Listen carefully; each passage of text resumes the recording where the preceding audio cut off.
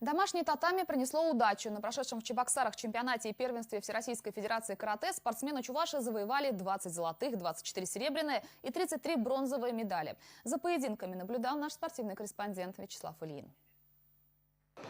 Чуваши не первый раз принимают столь масштабные соревнования сторонников Всемирной конфедерации карате.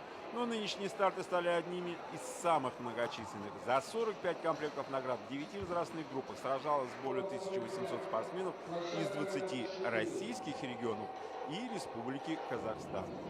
За вклад в развитие и популяризацию массового спорта благодарностью главы Чувашии была отмечена работа вице-президента Всемирной конфедерации карате Вячеслава Тимофеева. Все больше вовлеченных ребятишек и девчонок в разные виды спорта. Вот это очень важно. Карате, конечно, это отдельный вид спорта. Это такая философская, можно сказать, борьба. Но здесь люди формируют свой дух.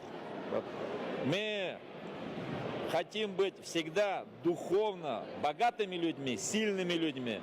А этот вид спорта на самом деле людей сплачивает.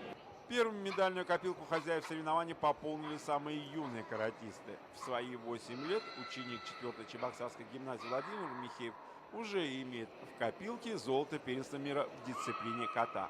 В финале подопечный чемпиона мира Алмана Тимофеева показал одинаковый результат с нижегородским файтером Михаилом Чернышовым. Для определения победителя понадобился экстра-раунд, в котором судьи лучшим признали хозяина татами. В прошлом году победил на первенстве мира, но скажу, что сложнее победить на чемпионате России.